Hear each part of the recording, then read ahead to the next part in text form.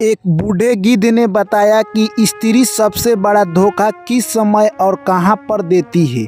यानी शादीशुदा लोग इस कहानी को पूरा सुने। जी हाँ दोस्तों, आपको बता दें यानी एक स्त्री कब धोखा देती है और एक पुरुष उससे कब धोखा देता है, आज की कहानी के माध्यम से जानेंगे दोस्तों। इसलिए दोस्तों कहानी में अंत तक बने रहें, कहानी को पूरा सुने दोस्तों, क्योंकि आधा अधूरा ज्ञान कभी भी खतरनाक होता है। इसलिए आप लोग से मेरी हाथ जोड़कर गुजारिश है कि कहानी को पूरा सुनिए और जो भी साथी पहली बार चैनल पर आए हैं चैनल को सब्सक्राइब कर लीजिए और नोटिफिकेशन को ऑन कर लीजिए। चलिए दोस्तों कहानी को शुरू करते हैं। एक प्यारा सा जंगल था। उस जंगल में एक गिद्ध और एक गिद्धनी यानी कहे तो गिद्ध का एक जोड़ा एक पेड़ पर रहा करते थे। एक दिन की बात है, गिद्ध और गिद्धनी आपस में ही लड़ने लगे। गिद्ध बोलता है कि स्त्री समय आने पर धोखा दे देती है। इतने में फिर गिद्धनी बोलती है कि समय आने पर पुरुष धोखा दे देते हैं। यानी कहे तो दोस्तों गिद्ध गिद्धनी को यानी धोखा देने की बात कर रहा था और गिद्धनी गिद्ध को धोखा देने की बात कर रही थी। दोनों आपस में लड़ ही रहे थे। तब तक उधर से एक हंस आता है और कहने लगता है कि हे गिद्ध महाराज, क्या हुआ है, आप लोग आपस में ही क्यों लड़ रहे हैं। इतने में गिद्ध बोलता है कि औरत समय आने पर धोखा दे देती है। उसके बाद फिर गिद्धनी बोलती है कि समय आने पर पुरुष धोखा दे देते हैं। दोनों का बात सुनकर हंस बोलता है कि इसका फैसला यानी कैलाश पर्वत पर बैठे भगवान शंकर करेंगे, तुम लोग उन्हीं के पास चले जाओ। गिद्ध और गिद्धनी वहां से कैलाश पर्वत की ओर यानी भगवान शंकर के पास जाते हैं। कुछ देर में दोनों वहां पर पहुंच जाते हैं और जाकर अपना पूरा कहानी शंकर भगवान को सुनाते हैं। उसके बाद भोलेनाथ कहते हैं कि हे गिद्ध, तुम बताओ कि कैसे औरत धोखा देती है और किस स्थान पर देती है। इतने में गिद्ध कहता है, हे भोले शंकर, मैं आपको एक कहानी सुनाता हूँ, उसके माध्यम से आप समझ लेंगे कि स्त्री कब और किस स्थान पर धोखा देती है। इतने में भोले शंकर बाबा कहते हैं कि ठीक है, तुम कहानी सुनाओ, मैं उसे बहुत अच्छी तरह से सुनूंगा। इतने में माता पार्वती भी आ जाती है और वो भी बोलती है कि हे गिद्ध महाराज, आप कहानी सुनाइए, मैं भी तो जरा सुनूं। इतने में गिद्ध कहानी चालू कर देता है। गिद्ध कहता है कि एक गांव में एक राजा था जिसका एक पुत्र था। वो पुत्र का अपना शादी बहुत धामधूम से करता है और अपनी घर पतोह लेकर आता है। कहे तो दोस्तों जीवन काफ़ी सुखी सुखी बीत रहा था। एक दिन की बात है, अचानक राजा की मृत्यु हो जाती है, जिससे उसका लड़का काफ़ी नाराज हो जाता है। उस लड़का का नाम राजा ने प्यार से राजकुमार ही रखा था। दोस्तों राजकुमार काफ़ी नाराज हो जाता है और वो सोचने लगता है कि अब हमारे पिता इस दुनिया से चल बसे, अब हम आगे क्या करें। वो अपनी पत्नी से राय लेता जो भी काम करना होता। राजकुमार और उसकी पत्नी ने मिलकर सोचा कि हम लोग जो भी काम करेंगे उससे पहले हम लोग एक बार घूम कर आते हैं, तभी हम लोग काम करेंगे। वो दोनों घर से घूमने के लिए निकल जाते हैं और अपने पास कुछ सामान और कुछ वस्त्र भी ले लेते हैं। दोस्तों वो रास्ते में जा ही रहे थे कि उन्हें काफ़ी ज़ोर से प्यास लगती है। राजकुमार बोलते हैं कि इधर कोई गांव तो दिखाई नहीं दे रहा है, हम लोग चलकर एक कुएं के पास बैठेंगे और वहीं पर कुछ पानी पी लेंगे और वहीं पर जो भी है वहीं पर हम लोग खाना पानी कर लेंगे। इतने में राजकुमारी बोलती है, आप ठीक ही कह रहे हैं। जैसे ही धीरे धीरे वो आगे बढ़ते हैं उन्हें एक कुआं दिखाई देता है। कुआं पर दोनों लोग जाकर बैठ जाते हैं और वहीं से पानी निकाल कर यानी पी लेते हैं। दोस्तों वो लोग पानी निकालकर जैसे ही पीते हैं यानी उन लोगों को काफ़ी एहसास होता है कि प्यास क्या चीज़ होती है। और गर्मी का दिन था, उन्हें काफ़ी थकान था, दोनों वहीं पर सो जाते हैं। उतने ही देर में एक उधर से सर्प आता है और रानी को डस लेता है। रानी को डस लेता है जिससे रानी की मृत्यु हो जाती है। और राजकुमार उठकर यह सब देखता है तो वो काफ़ी दुखी हो जाता है और रोने लगता है।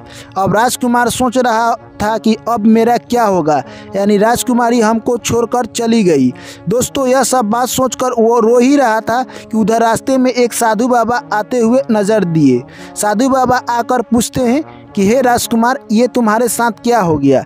राजकुमार ने पूरी कहानी अपनी साधु बाबा से बता दी, जिससे साधु बाबा सुनकर कहते हैं, ठीक है, अगर तुम चाहते हो तो ये तुम्हारी राजकुमारी जिंदा हो सकती है, लेकिन उसके लिए एक शर्त है। इतने में राजकुमार बोलता है, आप बताइए क्या शर्त है, मुझे वो मंजूर है। इतने में साधु बाबा कहते हैं, तुम्हारा उम्र अब 60 बरस बचा हुआ है, अगर तुम चाहते हो तो उसमें से 50-50 यानी कहे तो 30 बरस रानी को और 30 बरस तुमको दे दिया जाएगा। इतने में राजकुमार बोलता है, ठीक है, मेरा उम्र 30 बरस इस राजकुमारी में आप लगा दीजिए। इतने में साधु बाबा बोलते हैं कि तुम गंगा जल अपने हाथ में लो और बोलो कि मेरा उम्र आधा हमारी राजकुमारी में जाकर लग जाए। यह बात जैसे ही राजकुमार बोलता है यानी राजकुमारी उठकर बैठ जाती है, यानी कहे तो दोस्तों राजकुमारी जिंदा हो जाती है। और फिर वहां से वो लोग खुशी खुशी आगे की ओर चल देते हैं। फिर जाते जाते रास्ते में कुछ दूर फिर प्यास और भूख लगती है। फिर खाने के लिए वो लोग एक जंगल के पास में बैठते हैं। जंगल में दोस्तों वो लोग बैठते हैं तो वहाँ पर फिर खाना खाते हैं और फिर दोस्तों वो लोग थोड़ा सा आराम करने लगते हैं। इतने में इस बार राजकुमार काफ़ी गहरी नींद में सो जाते हैं। अब राजकुमारी सोचती है कि राजकुमार तो सो गए, वो जागी हुई थी। उतने में देखती है कि उधर से एक सेठ आ रहा है। सेठ जो कि काफ़ी धनवान था, उसके पास काफ़ी पैसा था। सेठ जैसे ही उस राजकुमारी को देखता है तो राजकुमारी पर मोहित हो जाता है और राजकुमारी को देखते ही रह जाता है। राजकुमारी भी सेठ को देखते ही रह जाती है। राजकुमारी ने देखा कि सेठ काफ़ी हैंडसम है, उसको देखकर राजकुमारी इशारा करने लगी। इतने में वहाँ पर सेठ आ जाता है और सेठ से राजकुमारी कुछ बात बतियाने लगती है। दोस्तों वो बात ही बात में अपना चक्कर चला लेती है और इतने में सेठ बोलता है कि तुम्हारा तो पति है, तुम अपने पति को छोड़कर मेरे साथ कैसे जाओगी। इतने में राजकुमारी कहती है कि तुम मेरे पति के बारे में इतना मत सोचो, मैं अपने पति के ठिकाना लगाकर ही तुम्हारे साथ चलूँगी। और दोस्तों राजकुमारी क्या करती है कि अपने पति को उठाकर उस जंगल में एक कुआं था, उसी कुआं में ले जाकर डाल देती है और डालकर वहाँ से सेठ के साथ चली जाती है। दोस्तों वो राजकुमार जिस कुआं में गिरा था उस कुआं में पानी नहीं था और उसी कुआं में राजकुमार बच गया और उसी में चिल्ला रहा था। तभी उसी रास्ता से कुछ लोग जा रहे थे जो कि उसकी आवाज़ सुनकर उसको कुआं से बाहर निकाल दिए। दोस्तों इधर सेठ उस राजकुमारी को लेकर अपने राज्य में चला गया और वहां राज्य में ले जाकर यानी इस राजकुमारी को वो काफ़ी अच्छा एक नृत्यांगना बना दिया था, जिससे वो काफ़ी अच्छा डांस करती और उसका डांस देखने के लिए विदेशों से भी लोग आते थे। यानी कहे तो राजकुमारी अब प्रोग्राम देने लगी। दोस्तों इस प्रोग्राम को देखने के लिए काफ़ी दूर दूर से लोग आया करते थे। इतने में ही जो कि राजकुमार था वो उसी राज की तरफ आगे बढ़ता गया और वो भी वहाँ पर चला गया। एक राजा के यहाँ जाता है और राजा देखते हैं कि ये राजकुमार काफ़ी हैंडसम है, बोलते हैं कि तुम मेरे घर पर मंत्री का काम करोगे। राजकुमार सोचा कि मेरे घर तो राजपाट है ही, मेरी राजकुमारी हमको छोड़कर पता नहीं कहाँ चली गई, मैं इसी राजा का घर रहूँगा और यहाँ से कुछ उपाय लगाऊंगा। दोस्तों वो मंत्री का काम स्वीकार कर लेता है। तो राजा अगले दिन ही बोलते हैं कि हमारे राज्य में एक प्रोग्राम होने वाला है, एक बहुत बड़ी नृत्यांगना करने वाली आएगी, तुम भी क्या देखने के लिए चलोगे।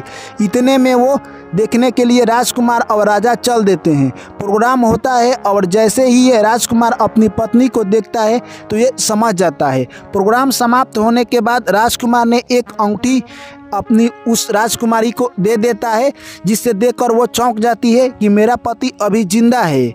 दोस्तों वो राजकुमारी उस प्रोग्राम के बाद काफ़ी निराश हो जाती है और अपने सेठ से कहती है कि मैं फिर से प्रोग्राम दिखाना चाहती हूँ। और दोस्तों एक ऐसा मुजरा करती है जिससे कि सेठ यानी कहे तो आनंदित हो जाते हैं और वहाँ पर जो भी राजा थे वो लोग सारे खुश हो जाते हैं और सभी लोग यानी वचन दे देते हैं कि तुम मांगो, हमसे क्या मांगना चाहती हो। इतने में सेठ भी बोलता है कि तुम मांगो, मुझसे क्या मांगना चाहती हो। इतने में रानी कहती है कि यहाँ पर मेरा एक मुजरिम आया है, आप लोग उसे अगर मार देते हैं तो मेरा यही सबसे बड़ा इनाम होगा। सेठ बोलता है कि तुम्हारा मुजरिम कौन है, उसको मेरे सामने लेकर आओ। इतने में रानी अपने पति यानी राजकुमार को बता देती है। सेठ बोलता है कि इसको अभी फांसी दे दिया जाए।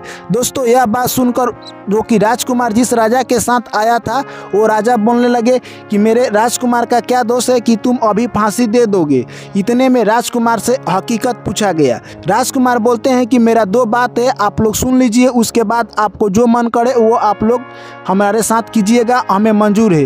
राजकुमार के साथ जो भी अभी तक घटना हुई थी राजकुमार बता देते हैं और दोस्तों यह बात सुनकर राजा कहते हैं कि तुम्हारा फांसी नहीं होगा, अब इस राजकुमारी की फांसी होगी। यह बात कहते हुए गीत कहता है कि हे भोले शंकर भगवान, आपने देखा है यानी स्त्री किस तरह से एक पुरुष को धोखा देती गई।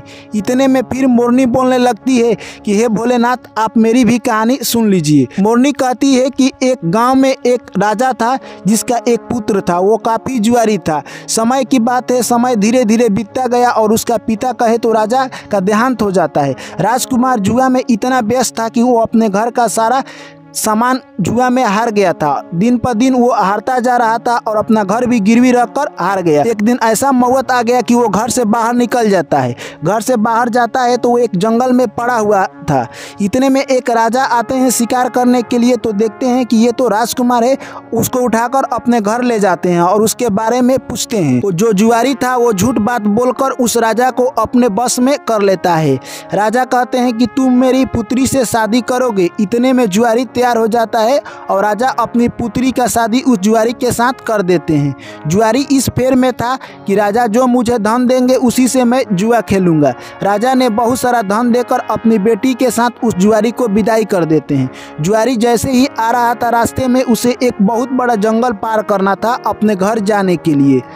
उन्होंने सोचा कि इस जंगल में कोई गहना हमारा मारकर छीन लेगा। यह बात अपनी वो बीबी से बोलता है जुआरी, और सारा गहना खोलकर एक कहे तो थैले में रख लेता है।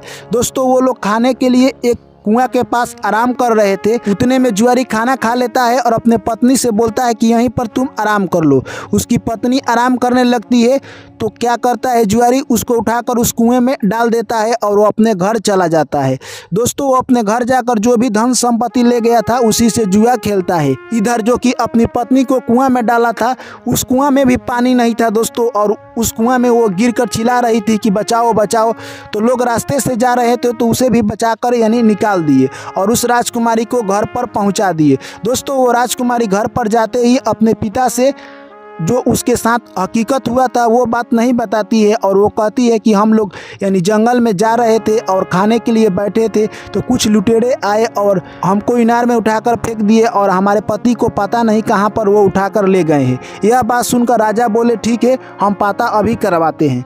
दोस्तों समय धीरे धीरे बीतता गया और जुआरी के पास जो भी धन था वो हार गया। अब जुआरी प्लानिंग बनाकर अपने ससुर के पास आता है कि मैं जाकर अपने ससुर से कहूँगा कि आप नाना बनने वाले हैं, उसके खुशी में कुछ धन दीजिए। यह बात सोचकर जुआरी अपने ससुरारी की ओर चल देता है। जैसे ही वो ससुरारी पहुंचता है तो अपने गेट पर सबसे पहले अपनी पत्नी को देखकर चौंक जाता है कि आखिरकार ये कैसे जिंदा है।